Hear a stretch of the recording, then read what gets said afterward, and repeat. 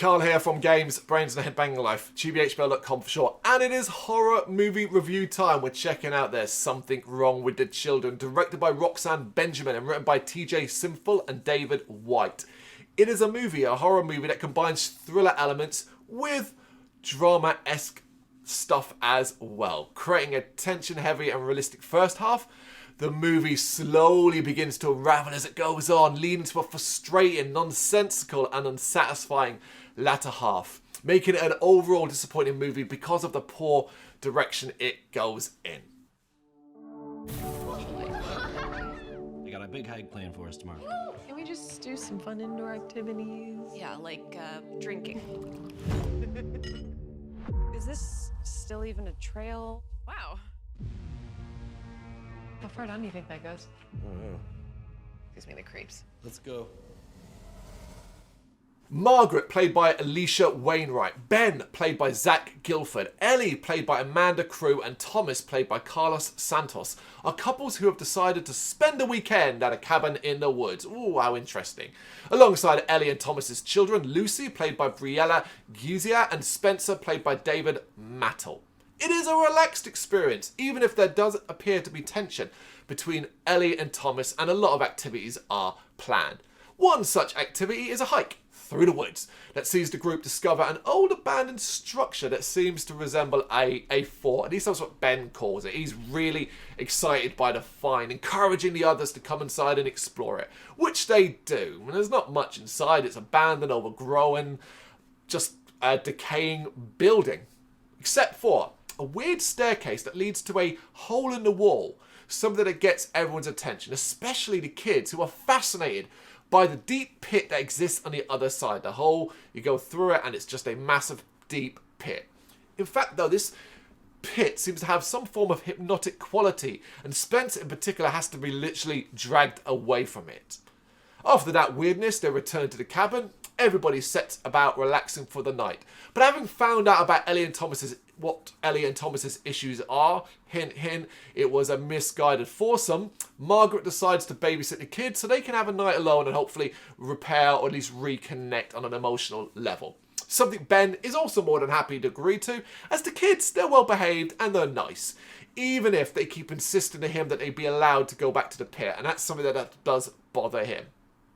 And then they disappear, causing Margaret and Ben to frantically search for them. Panicking, Ben goes back to the pit and can only watch in horror as the kids jump in. Shell-shocked, he staggers back to the cabin, wondering how to tell Margaret, Ellie and Ben, when he then sees Lucy and Spencer come running out of one of the cabins, totally fine. Ooh, this is where it gets mysterious. Did he hallucinate? After all, it turns out he is on medication for his own mental health issues, but the kids seem different, and that puzzles him. Guys! There you are. No, stop! No!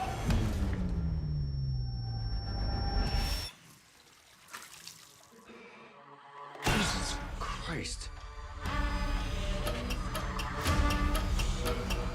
All of this and what initially follows is what makes There's Something Wrong with the Children such an enjoyable watch. While the cabin in the woods and creepy children setup isn't that much of a draw, let's be honest, it's tired, it actually does a lot with that to begin with to make it more of an appealing experience. And the characters are solid. The acting is stellar. The drama in the couples, the tension from Ben not understanding what happened, I really enjoyed that section of the movie. But also tied into that, the reality that no one would believe him if he told them what he saw is excellent. All of this surrounded by the mystery of what actually happened to the kids. What does the pit do? And what does the green glow that emanates from it mean? This all seemed like an unmissable setup.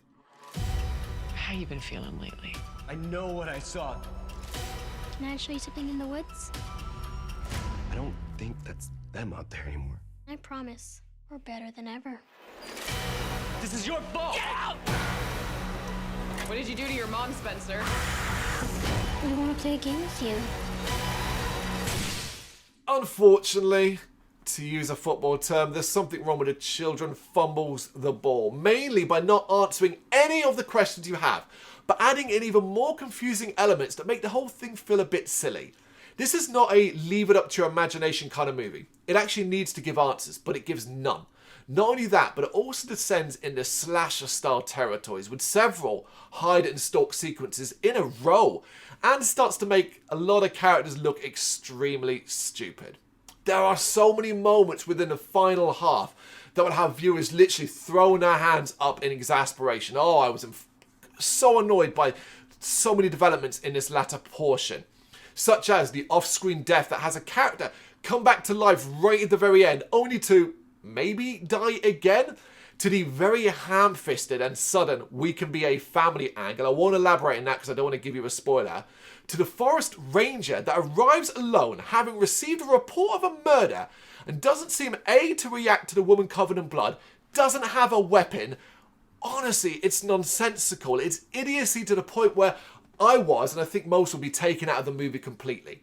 All of this results in an ending that is ambiguous and unsatisfying. It has been a very long time since I've seen a movie fall off a cliff in quite the way There's Something Wrong with the Children does. It really had my attention. I was really enjoying it, even with all its cliches, cabin in the woods, scary children, that spooky children, that sort of thing. I was invested. I was intrigued to see where it was going, and I was really looking forward to a satisfying ending that can leave some stuff ambiguous, but has to give us some answers, and there's none here. There's nothing. By the end, I still had no clue what it meant and what was really going on. And it's not a you didn't pay attention thing. It really isn't. It doesn't give you any answers. And when it descends into slasher style horror as well, it just isn't that interesting. It's just a shame as well, because I think the acting in this film is what really is the massive selling point of it overall. Particularly, I thought the kids were great. I know some people disagree with that online. I thought they were great, particularly when they become a little more evil, as it were. Have you seen it? Are you going to check it out? You know you want to. When you do, let me know what you think in the comments. Thank you very much for watching. If you liked what you saw, please help us out by giving us a thumbs up and hitting that subscribe button. If you really liked what you saw, consider donating to keep the website and channel running by buying us a coffee via our coffee page or picking up some merch from our Big Cartel store. You can check us out on gbhbl.com as well as via our social media, Facebook, Instagram and Twitter, as well as listen to our interviews via SoundCloud, Apple Music and Spotify. Just search for GBHBL. Games, horror and heavy metal. What else is life for?